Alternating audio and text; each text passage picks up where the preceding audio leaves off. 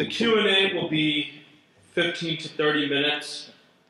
We'll keep it open. If anybody has any questions, if you may please come up and speak into the mic so that way everybody can hear.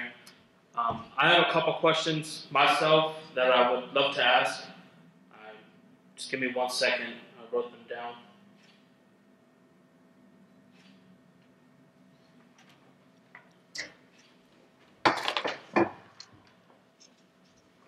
Shafiq, I have a question for you. We always hear the notion of such and such Muslim country being an Islamic State. Why and how does that differ from what you talked about? Beautiful question, Omar.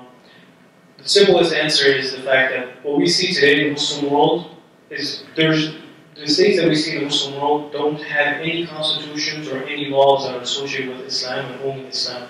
What we see in the Muslim world is people or these heads of state taking sprinkles of Islam and mixing it with secular or man-made ideas and calling that a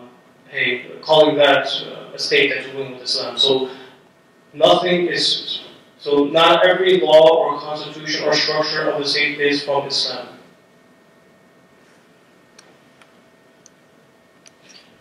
Thank you.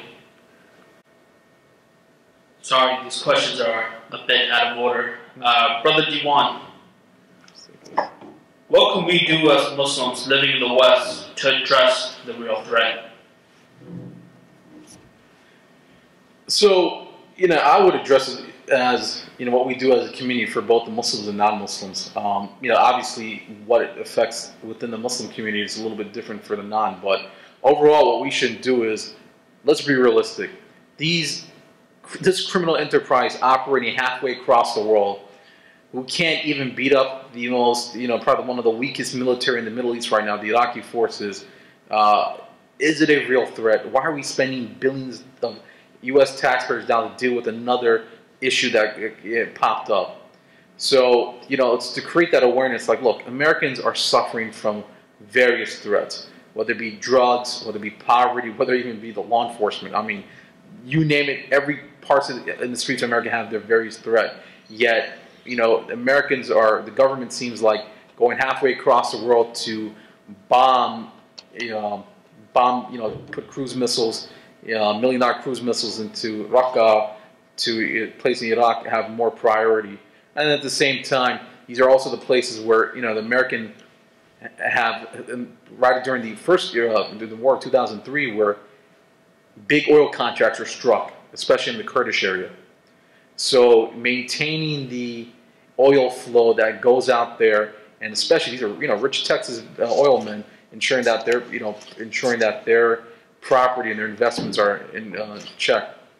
But in the Muslim community, it's simple. We need to hold ourselves accountable.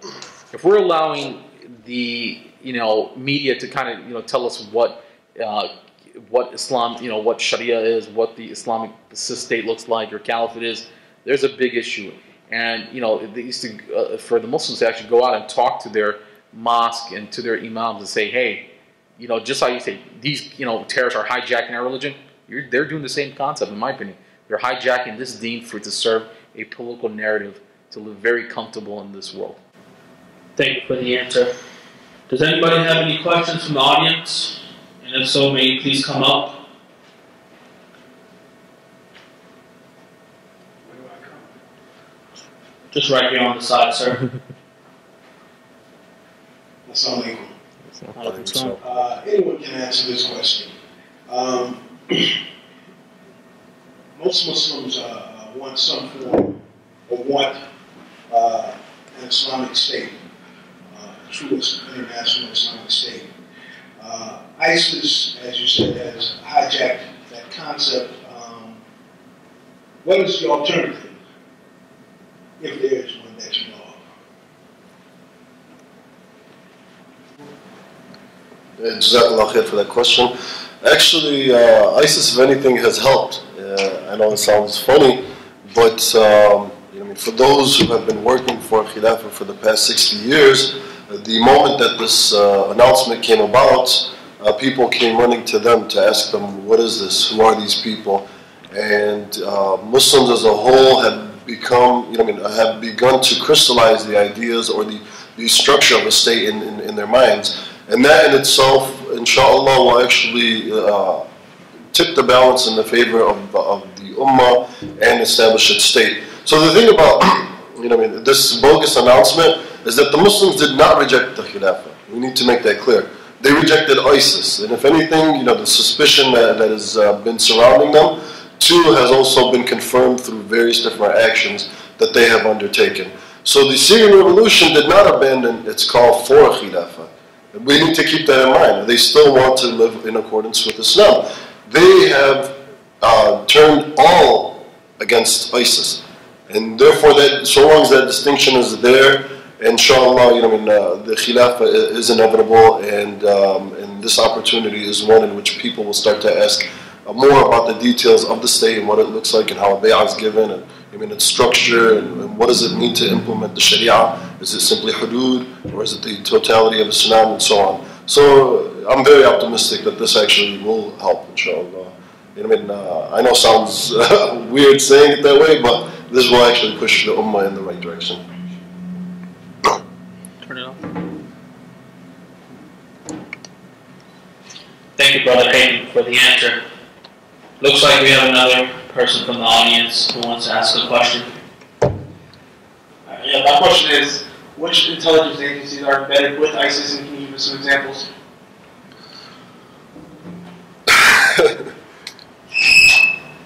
Okay. Again, as far as saying embedded, I think that's a huge jump. The reason why I don't want to say embedded is because, again, we don't have concrete evidence. We have statements of a cooperation that took place. The reality is that everyone has wanted a piece of the Syrian revolution and has wanted to steer it off of its course. We know that early on in the Syrian revolution, regional agencies were going in there and assassinating, key figures within JBN and Ahrar and so on. And later, the Syrian groups have taken upon themselves to prevent migrant mujahideen from joining their ranks, which gave ISIS an advantage because they ended up positioning themselves in an area where anyone who was coming from abroad would get absorbed into their agenda. Now, who it may be, again, Bashar himself said that I am protecting pretty much the region. If Syria is gone, the whole region will fall free from the grip of the West. And therefore, we need to keep that in mind and realize that anyone who has a vested interest in maintaining the order will definitely try to have someone on the inside to do damage and to submit the Syrian brigades and change their demands. To add to that, the best intelligence on the ground are actually the people that are actually operating there, specifically the fighting factions. Abu Khalid, the late leader of Ahrar al-Sham, one of his last interviews, which happened to be in English, this is the first time he actually broke into discussion about ISIS. And it was interesting for him to say that, again, this is coming from him, a guy who has probably one of the best ears on the ground running and operating the biggest fighting faction in Syria. He pointed his finger specifically to Iranian intelligence, as funny as that sounds, especially when, what made the news break was when the Iraqi forces withdrew from Mosul, and it almost seemed as if it was orchestrated. It was too good to be true. I mean, literally guys just dropping their guns and running with, as it was like it was directed.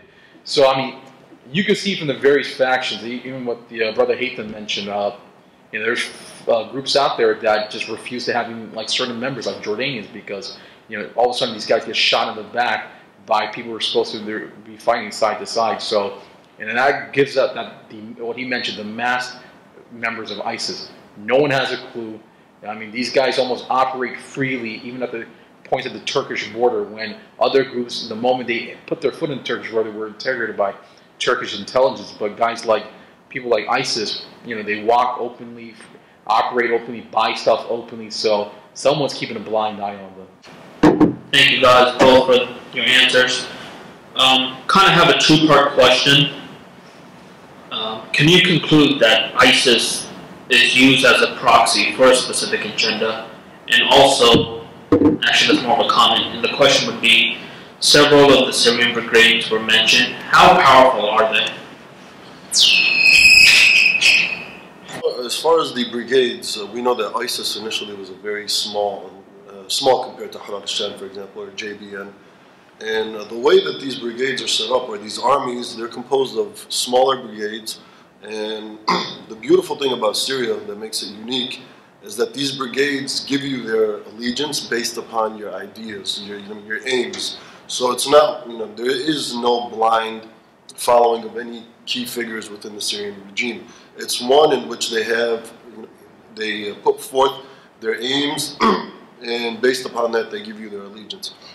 Not bay'ah, just to be clear. Now, as far as ISIS, ISIS recently became bigger, and that's because of the merger between the JRTN and the absorbing of the migrant fighters. As far as your question was, are they a proxy? The thing is that we don't want to jump that far. They're not a khilafah, they're an armed gang. They're equivalent to the Crips or the Bloods. If anything, I think the Crips or Bloods are probably stronger than ISIS. So I think it'd be a good idea to bring them out here to LA, see who's tougher. But yeah, they're insignificant. If anything, the battles that they have undertaken is where all the proof is at. Is that they do not hesitate to kill Muslims, and we need to keep in mind that this ummah will not put its hands in the hands of anyone who is responsible for spilling Muslim blood. And that is a reality, that's a fact, and that actually works against ISIS and in favor of those who have taken a peaceful methodology to establish the Khilafah. I guess this will allude me to my next question. Brother Shafiq, I can't quite remember if you mentioned this or not, but can you explain as to why violence is not used to establish an Islamic State? So, kind of question. First we have to understand, Islam is a way of life, it's an ideology where it has specific ideas, and there's a method as far as how to implement those ideas, or how to go about to bring those ideas into action. When it comes to Muslims, as far as just even fasting or doing specific basic rituals, you can ask a Muslim. They don't just come and do these specific rituals according to what they think, actually. What happens is they have a specific example that they follow. That example is the Prophet Muhammad. So when it comes to establishing the Islamic State, we have to look at the example of the Prophet Muhammad. And it's very clear, showing basically how he was going around in Makkah, gathering a group, and then from there transitioning to a public phase and holding the leaders accountable, basically doing intellectual strife against the erroneous thoughts that were in Makkah at that time. And we see that Quraysh, basically the ruling authority, basically took it to the next level by even torturing the companions and basically building these lies and propaganda against the Prophet Muhammad himself. And by being tortured, we know that they never really attacked or had any methods to basically fight back. And there's a clear example actually at one point where one of the companions, he was just so frustrated because of the fact that they were going through so much pain and agony that he actually asked the Prophet and said, "Oh Prophet, can we bear arms against these murderers and these torturing people?" And the Prophet responded quickly and said, "No, we cannot raise these arms. We cannot attack anybody." So therefore, when it comes to establishing the Islamic State, we need to go back to the way that the Prophet Muhammad established it, and it is clear in his method that you cannot establish an Islamic State when it comes to any type of violence or material means. Jazakallah khair, Brother Shafiq, for the answer and the insight. Does anybody else have any questions?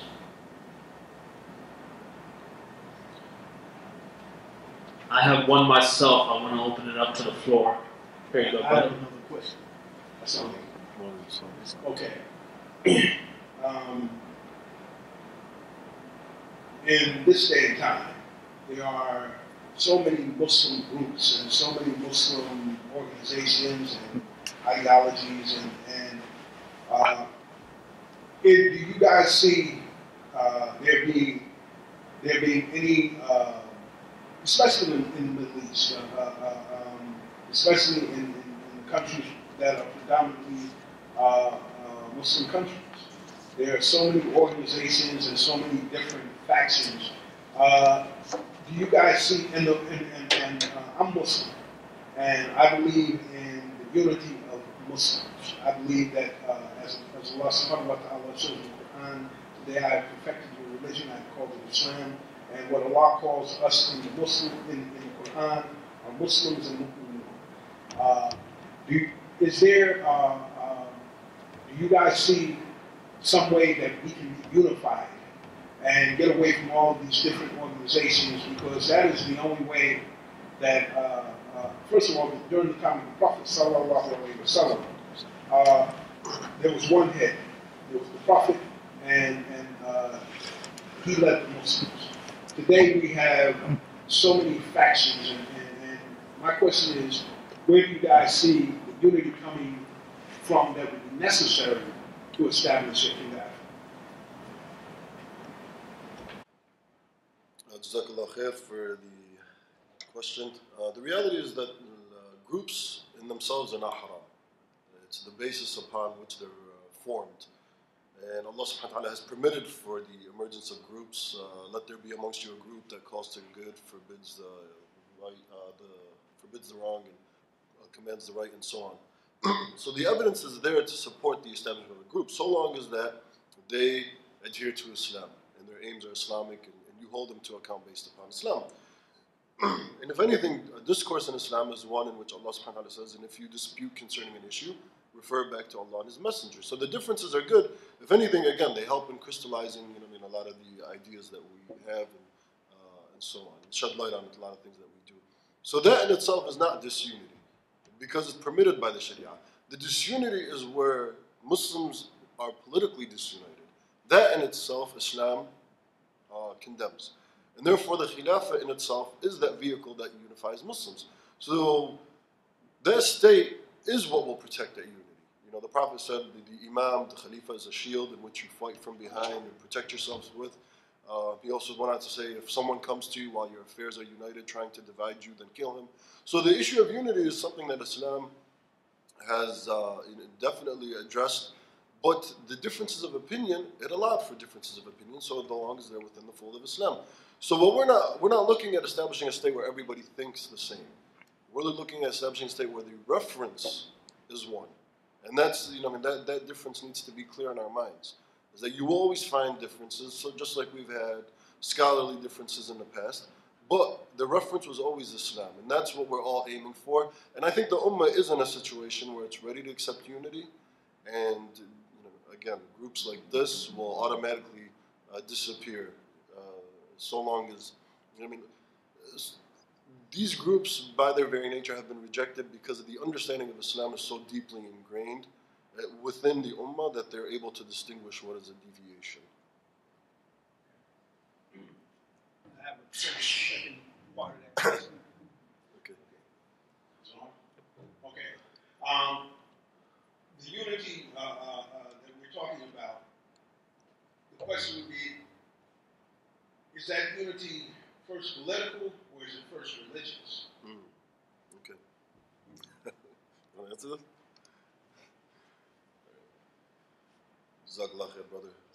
The reality is that it's political. And the reason why I say that is because with religious, what does that mean? If you're trying to tell me that Shia and Sunnis and their various different schools of thoughts are supposed to somehow be unified and have one understanding, then obviously this would be a contradiction of what we know Islam to be. The Prophet ﷺ had disputes in areas where disputes were permitted during his own lifetime. So what we know later on is that even under the Khilafah, we have the Shafi'i, the Hanafi, the Hanbali, the Maliki, the Ja'faris, and so on. The understanding of trying to unify everyone's aqidah is really what the West has been able to leverage to its advantage. So when you argue with some of these ISIS members, they're like, once we purify the aqidah of everyone, then we will be able to liberate Palestine. Then we'll be able to expand, which is a stall tactic or possibly a lie. The reality is that the Ummah has had people under it from various different religions, and they've all submitted to the authority of Islam. And they've all lived mercifully and experienced its justice and so on and so forth. The differences that exit you out of Islam will be handled by the state in a manner that the Sharia has permitted. So, there's a joke that I heard in Jordan. Is like, if 10 ISIS members were to enter a room to discuss Aqidah, none of them would come out alive. Because of the matter, because of the fact that they are trying to force their opinion and make it the only Islamic opinion, and they're doing it, by the sword. So this understanding of trying to get everybody at the same level, same understanding, is not what we're looking at. We're looking at a political unity, and then inshallah, through that political unity, healthy discussion will be fostered, evidence will be available to everyone. Everyone will have a background in Islam to where they can discuss, the bits and pieces and come to better conclusions. And that's, that's only possible with the establishment of the Khilafah, that political unity that the Ummah is striving for. Thank you, Brother Diwan. Does anybody have any other questions before we conclude? Sir, may you please come up?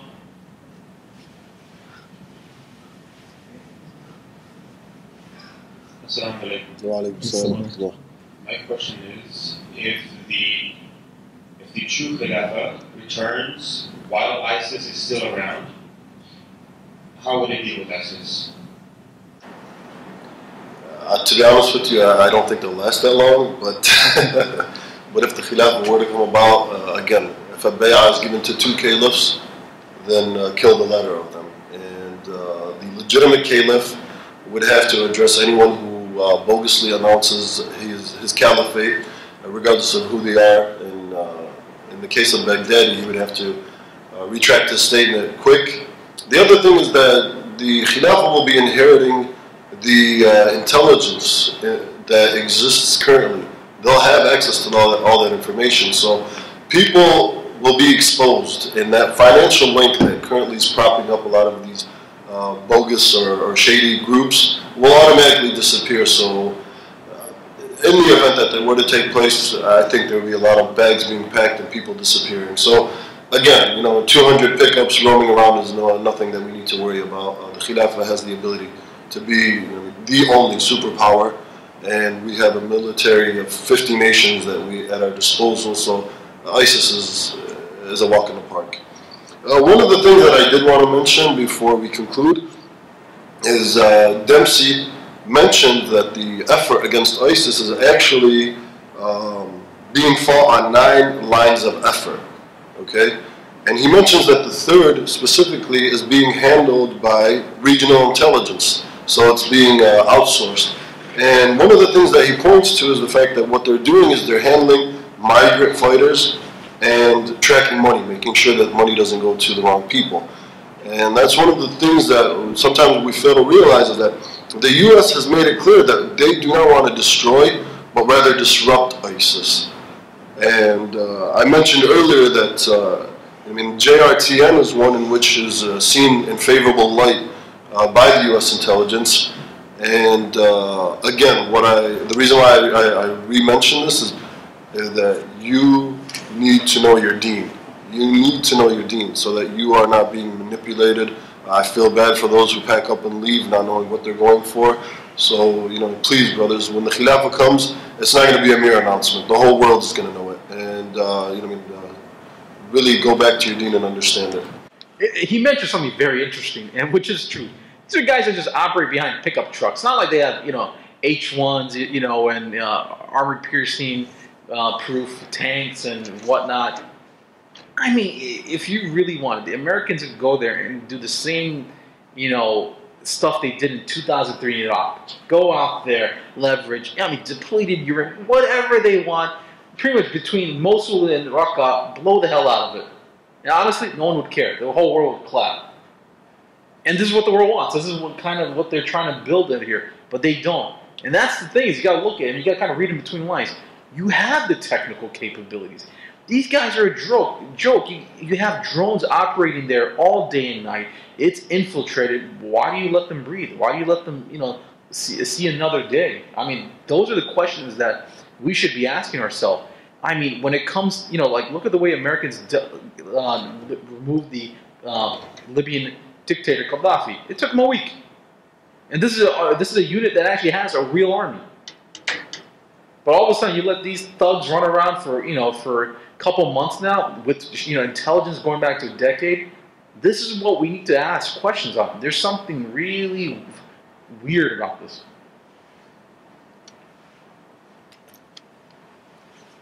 Jazakallah khair, brothers, for the answer.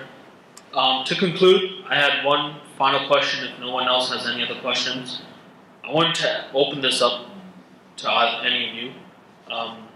Moving forward, how should we best respond regarding actions done by ISIS? Here. Oh, okay. Let's look at, again, we live in America. One thing I want to say, a joke. I think the chance of ISIS lasting long enough, I think we'll see the Jacksonville Jaguars win 3 Super Bowls in a row before ISIS, sees their longevity. But, look, in America, right after every school shooting that happens practically every other week now ends up being a white guy, do we see white people go out and say, I am sorry for the atrocious acts of, John or Mike? We don't. I mean, this is, after UVA or VTech, do we see Korean Americans go out and start condemning, like, this is what Koreans do? Why is it that Muslims have to do it?